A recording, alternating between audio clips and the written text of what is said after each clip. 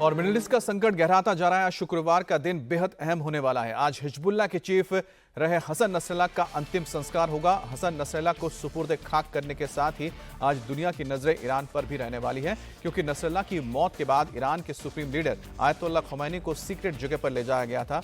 आज वो तेहरान में संबोधित करने वाले हैं। इस बीच नसरल्लाह के शव को लेकर सस्पेंस बना हुआ है, क्योंकि बेरूत में हिजबुल्लाह के हेडक्वार्टर पर इजराइल ने शनिवार को हमला किया था। इसी अटैक में नसरल्लाह की जान गई थी।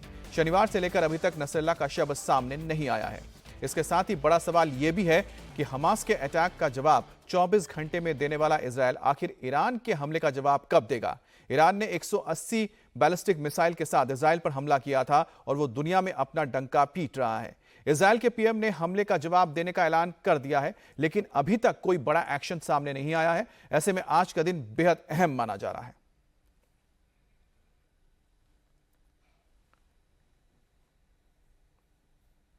और इस बीच ईरानी मिलिट्री ने एक वीडियो जारी किया है, जिसमें दिखाया गया है कि कैसे ईरान ने इजराइल पर 180 बैलिस्टिक मिसाइल से हमला किया। इस वीडियो के लोकेशन की कोई जानकारी नहीं दी गई है। यह वीडियो ईरानी मिलिट्री ने जारी किया है। दूसरी किसी जगह से इसकी पुष्टि भी नहीं हुई है। इस हमले के बाद से पूरे मिडिल ईस्ट में भीषण जंग की आशंका पैदा हो गई है। इजराइल पर हमला करने के बाद ईरानी सोशल मीडिया हैंडल के इस तरह के कई वीडियो जारी किए गए हैं, जिनमें दावा किया जा रहा है कि हमले से इजराइल को बड़ा नुकसान पहुंचाया गया है।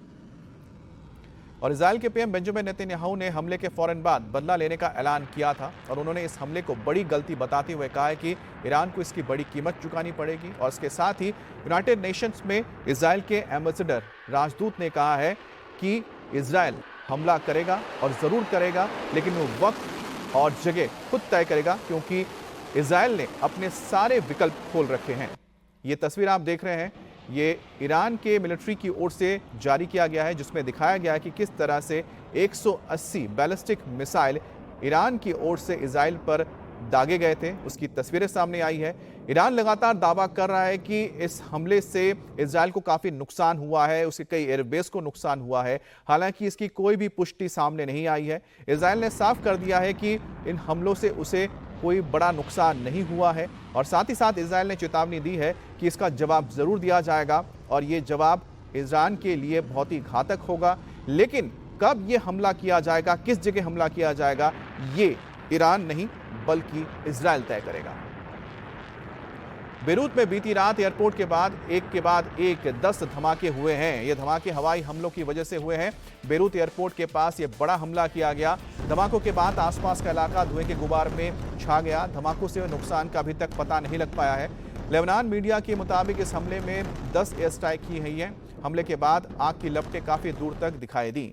तो बेरूत एयरपोर्ट के आसपास बताया जा रहा है कि कुछ इलाकों को निशाना बनाया गया है, और ऐसा माना जा रहा है कि बेरूत एयरपोर्ट के आसपास कुछ डिपोज हो सकते हैं, वेयर हाउस हो सकते हैं, जहां पर हथियारों को छुपा के रखा गया हो, जिसके चलते इनको निशाना बनाया गया है। इसके अलावा कल ही दमिश्क के पास सीरिया के एक बंदरगाह के पास एयरपोर्ट के करीब एक इंस्टॉलेशन में भी धमाका किया गया था। माना जा रहा है कि वहां पर भी हथियार के डिपो को उड़ाया गया था, क्योंकि सीरिया की ओर से वो हथियार लेबनान में हिजबुल्लाह के पास भेजे जा रहे थे।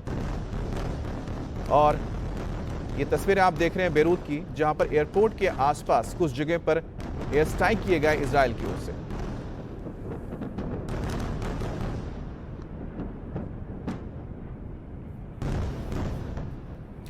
और यमन के हूती विद्रोहियों ने भी लाल सागर में ब्रिटेन के ऑयल टैंकर को उड़ाने का दावा किया है, जिसकी तस्वीर आप देख रहे हैं।